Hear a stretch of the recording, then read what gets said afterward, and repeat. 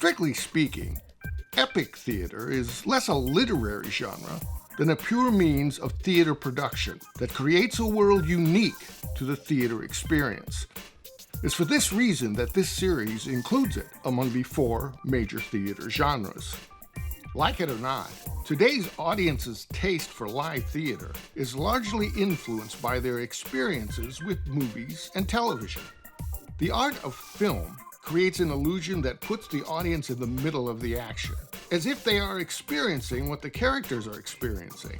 As a result, audiences often expect live theater to deliver a similar sense of immersion and immediacy.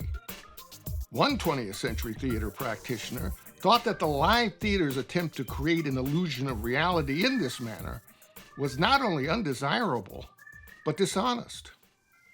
Borrowing practices from others, German playwright and director Bertolt Brecht created a genre of theater that became known as epic theater. Rather than attempting to create the illusion of reality pursued by most practitioners of the 20th century, Brecht promoted play productions that were unapologetically theatrical.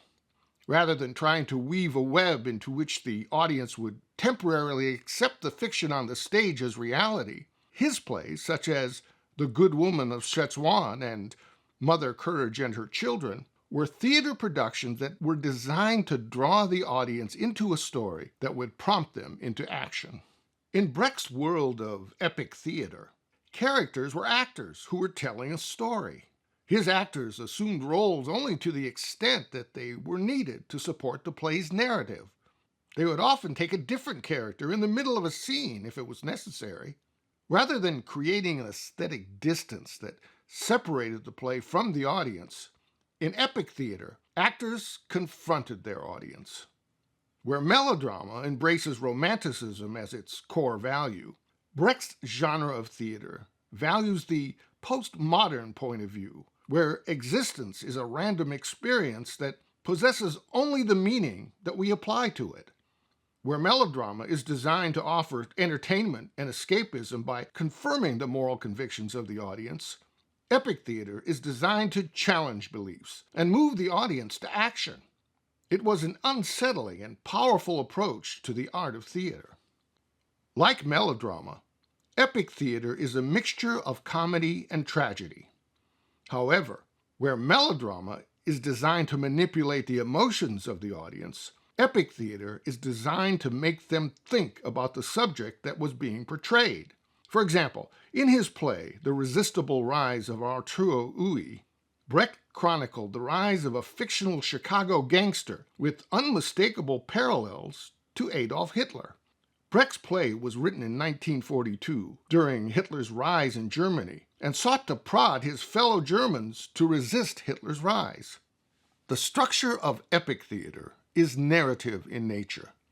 Rather than creating a storyline that followed a causal beginning, middle, and end, Brecht's theater was presented in episodes that had an accumulative effect on the audience, rather than provide rising and falling action.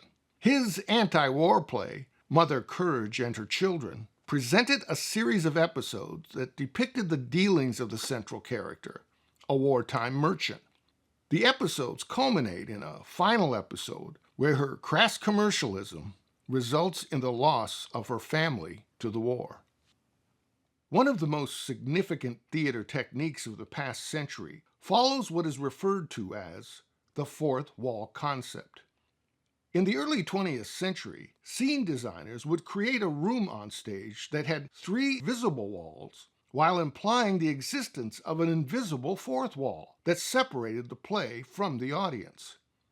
To create a sense of reality, the actors performed their characters' action as if the fourth wall prevented them from acknowledging the audience.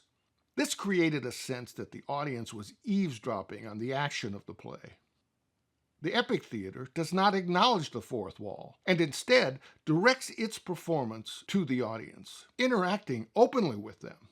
It is presented in the same way that stand-up comedy includes the audience as a part of their act. Epic theater employs such theatrical conventions as non-realistic settings, costumes, and props. An example of its approach can be seen in the musical The Fantastics. where a round piece of cardboard with a moon drawn on one side and the sun on the other is used to indicate daytime and evening scenes. The Pulitzer Prize-winning play, Angels in America, employs the production techniques of epic theater. This two-part play focuses on the AIDS crisis in the United States during the 1980s. Like many of Brecht's plays, it incorporates an episodic structure and breaks the fourth wall. It also uses the technique of multicasting. The musical Pippin employs a structure that is narrative in nature and frequently breaks the fourth wall. This musical emphasizes the artificiality of the performance in its depiction of themes of self-discovery and the questioning of societal norms. As a musical, it employs music and dance to explore its themes rather than realistic action. A director who wishes to create a unique world through epic theater techniques will use the theater as a means of storytelling rather than attempting to create an illusion that the stage is a specific locale, other than the theater itself. The challenge of approaching a performance that is more in the style of a cabaret than a carefully contrived illusion of reality offers a chance to present a story that is far more immediate and meaningful than melodrama's mere confirmation of the status quo. Well, that's it for epic theater. In the next episode of Theater, Storytelling in Action, we'll examine common genre hybrids used in today's theater. We'll see you then.